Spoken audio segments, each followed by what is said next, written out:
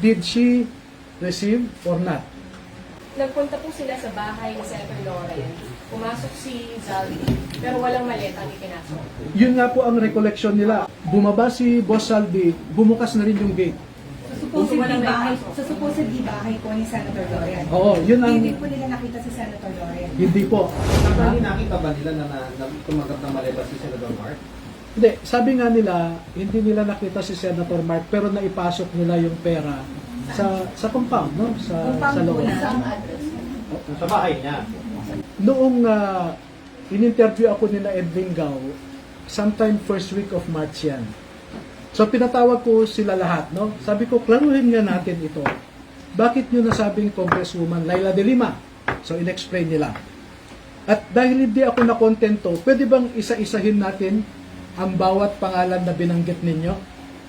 So ilang araw po kaming nag-review, no? O, sabi nyo, ikaw, Tube, sabi nyo ganito. I-confirm nyo sa akin. So mahabang proseso, no? Meron pong, at ito, with all sincerity, we are man enough to admit a mistake and brave enough to correct it. Okay? Doon po kay Senator Villar, sabi nyo, no? Wala pong pinabago doon. As is po yan, no? Kay Senator Chis Escudero, kasi siya yung minority yata noon, no? Si Mark, si Senator Loren ang magkakasama sa majority. Magkakasama sila Tulfo noon, no? Tinanong po kay Chis Escudero. So, ang nangyari po ay, sir, meron pa kaming hindi na ibigay sa iyo na picture eh. So, nagbigay sila ng mga pictures, no? Na doon mismo sa bahay ni Senator Chis, no? So, remember, this happened in March, yung pag-review namin. March, ano pong year? 2026. Oh, March. No? Majority pa yata sila Senator Loren noon. Ano po, no? Pati si Mark Villar, etc. Ngayon, pagdating kay Senator, yun nga, Mark Villar, sabi ko, iklaro nyo yan. So, nag-recollect yung mga nagsasabi. At sir, ganito. So, confirm po, no? At pagdating naman kay, maraming proseso yan, pagdating kay Senator Loren, nag-usap sila, same process. So, merong si Orbilio at saka si,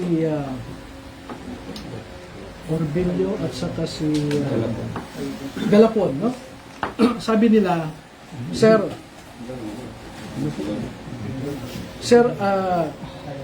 ito po yung recollection namin sa nangyari kay Senator Loren. Pagdating ng convoy namin doon, and this I distinctly remember, and as I said, I already rectified it. No? Pagdating namin doon, unang sasakyan, yung sasakyan ni Saldico, sabi nila, back up kami. Paghinto namin sa gate, nung number 40 Cambridge Street. Maalala pa namin yung gate ay gawa ng kahoy, sabi nila eh. Gawa ng kahoy. Pag hinto ng sasakyan ni Saldico sa tapat ng gate, pagbaba niya sa sasakyan ay nagbukas yung gate. Pumasok kaagad si Saldico doon. Tapos nagsara din. So sabi, sir, maalala namin, walang ibang nakapasok sa amin. Maski si Mark Tiksay, hindi siya nakapasok kasi naisara ulit ang gate. Pero maalala namin, sir, na si Mark Tiksay, inutusan kami na magbaba ng 2 maleta. No? Pagbaba namin, pagbaba ng 2 maleta galing sa backup, ay ibinigay nila kay Mark Tiksay. And then maya-maya lamang, sir, ay napansin namin lumabas na si Boss Saldi, sumakay na sa sasakyan at umalis na kami. So ang maalala namin, sir, with due respect, pasensya na, sabi, wala kaming nakitang maleta na nakapasok doon sa gate. Kasi nung ibinaba namin ay biglang lumabas din si Saldico. So sabi ko, sigurado kayo? Yes. Gumawa kayo ng statement na ganyan, no? So ang ginawa ko po noong March ay pinapirma ko po sila. At dahil hindi ko naman kilala o wala naman akong access kay Senator Loren, pinakiusapan ko si Mike Defensor. No? Sec Mike, ako, may access ka ba kay Senator Loren?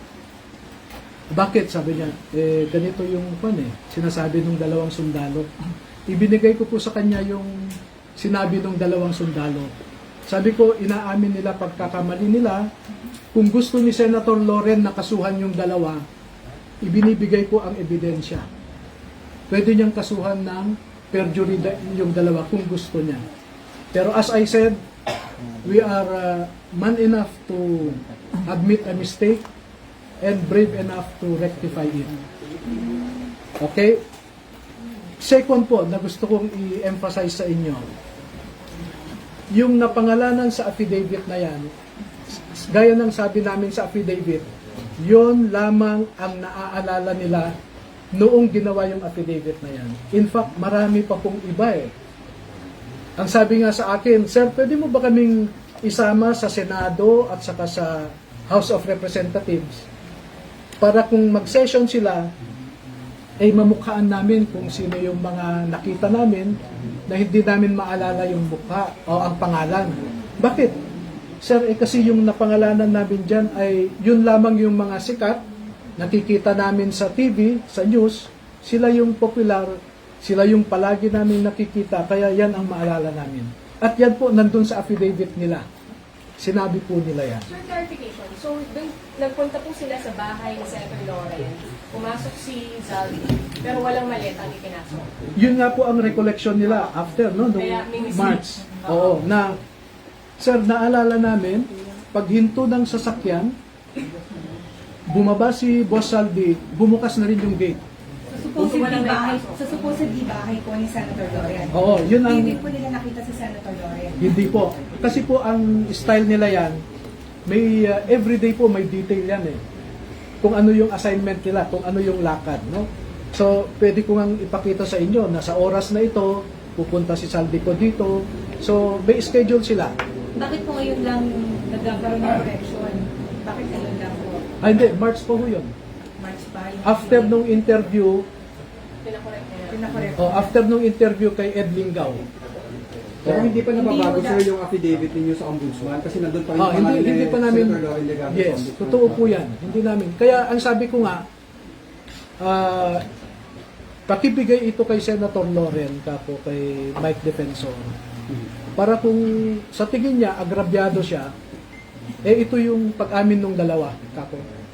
At pwede niyang gamitin ito to... Would you submit sa ombudsman sir ng pag-rectify dun sa pangalan niya? Hindi ko pa po sinasubmit. Pinabayaan ko lang muna. And I will let Senator Loren take whatever legal action she deems proper to vindicate herself also. Nakausap niyo na po si si Senator Loren about this? Hindi Bago po. pa po yung nangyaring Thursday na pagharap po nila sa Plenary. Ay, hindi po. Never, wala akong access, wala akong contact. Ang maalala ko lang, after the Senate Blue Ribbon Committee last June 4, ay lumapit po siya sa mga sundalo at nakipagkamayata siya. Sir, yung kay Mark Villar, siya mismo nakatanggap ng maleta. Doon walang correction. Wala po Kung ano yung nandun, kasi pinareview ko bawat isa po doon, bawat paragraph, bawat pangalan na binanggit, pinaulit ko po sa kanila. Ulitin nyo yan, sabi ko. So far, ang correction nila, number 1, kay Laila De Lima, Sir, sabi niya, nasabi namin Congresswoman kasi out of respect. Pero nakatanggap. Pero nakatanggap siya. At Kailan yun? syempre, nung nakalabas na siya sa kulungan, no? Kasi pag may meeting sa Unit 8 Townhouse sa Forest Park, at ang pinag-uusapan ay tungkol sa ICC, dumarating po si Congresswoman Laila De Lima. At hindi lang naman po isang beses yan and as I said, pag lumabas po, pag inimbitahan ng Blue Ribbon yung 14 na bagong mga testigo, kung mamarapatin ng Senado na imbitahan sila, ay magkukwento pa po sila kung ano yung nalalaman nila. Kasi marami pong marami pong detalye na hindi ko sinama sa affidavit nila. Bakit? Kasi ang sa akin noon, I just wanted to reveal enough information to warrant an investigation. No? At pag nagkaroon ng investigation, sabi ko, doon nyo ilalabas lahat ng gusto nyong sabihin. At true enough, nakatanggap ako ng imbitasyon sa Office of the Ombudsman. No? Mag-uumpisa kami sa June 11. Iisa-isahin po nila ang 18. I-interviewin sila ng mga abogado ng Ombudsman, yung panel of investigators. At doon po nila ibabahagi lahat na ng informasyon na alam nila. Nung Senate hearing nga sa yung Blue Ribbon po na nakaraan, may mga lumabas po doon na gusto sana namin, hindi mo na lumabas pero hindi nila naiwasan na maikwento, no, yung iba. So, sa June 11 na po yung pag-rectify din sa mga naunang na-submit doon.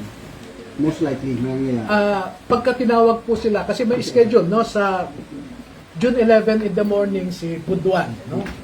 Sa June 15, Hindi sila sabay-sabay. hindi po, isa-isa po yan. Okay. Okay, June 11 si Buduan. Sa June 15 si Taberdo sa umaga, si Tube sa hapon. Sa June 16 si Esquivel sa umaga, si Navidad sa hapon. So, dire-diretso na po yan, no? Sir, sorry. Clarification. Yung kay Sen Mark, siya mismo ang tumanggap. May details ba? Na pwede Ay, hindi po sinabi na si Senator Mark mismo. Pero ang nakita nila, bumaba sila, nagbaba ng maleta at naipasok yata sa gate. No? ng bahay ni Yung address na yon. Saan address?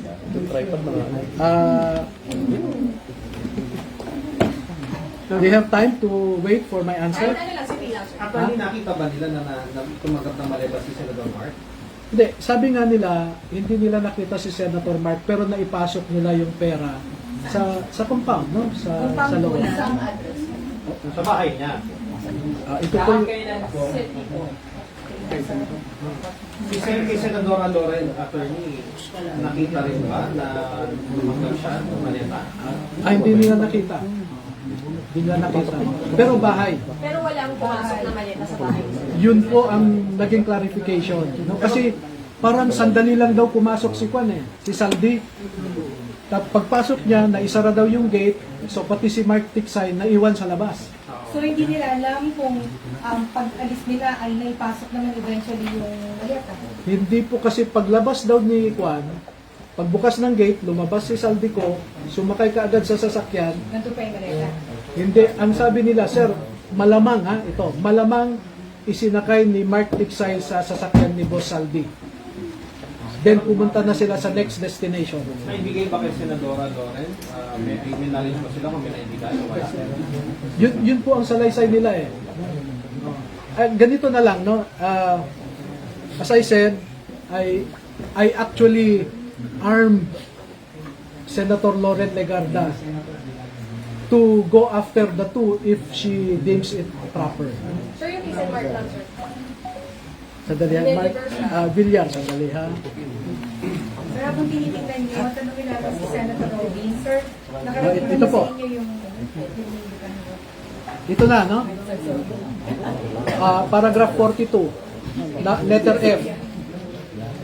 Kami, Orbilio, Bobares at iba pa, kasama si John Paul Estrada at Saldico, ay nag-deliver ng 7 medium-sized maleta kay dating Senator at DPWH Secretary Mark Villar noong 2022 sa kanyang bahay sa Portofino South, Bielia Street, Daang Hari, Las Piñas. Nakita nila, sir, na tinanggap mismo ni Senator Mark? Wala po silang sinabi na ganon, basta pinadala nila sa address na yon. At pagdating po ng masusing pagtatanong ng panel of investigators ng Ombudsman, no, ay dyan po nila maging official na sabihin kung nakita nila o hindi. Pero naipasok, sir, yung maleta dun sa compound. I think so. Pero kay Senadora Loren, hindi. Wala sila nakita. Hindi nila nakita na nakapasok sa gate Kasi yun yung what they clearly recalled was that pagbaba ni Saldico, nagbukas ang gate, pumasok siya, sinara din yung gate daw. So, pati si Mark Tiksay, na usually sumasama sa kanya, naiwan sa labas. Sa reaction po, mamaya magsasama pa daw ng libel charges si Senator Edwin Tulfo sa Pasay City Court. Wala pong problema. We expect all of this. Pero attorney ngayon, kung anumang Blue Ribbon Committee ang gagawa ng hearing, pupunta po lahat. Opo. For the record po. Yes. Thank you. Maraming salamat. Sir, salamat naman sa salamat ko.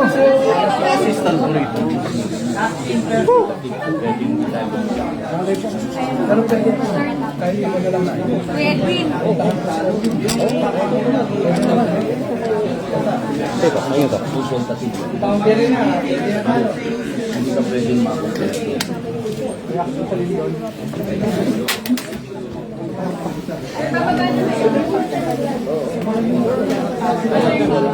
Ngayon, bakit mag-stay tayo na sa Chairman Walter Irwin, ayaw niyo pumunta sa hearing? Parang condition po ba na dapat member lang ng committee si Senator Walter for you to participate sa hearing? O okay lang kay Chairman? Okay lang, kung mag-chair siya, discretion niya yun. No? Pero as I said, being public officers, no? He should observe decency,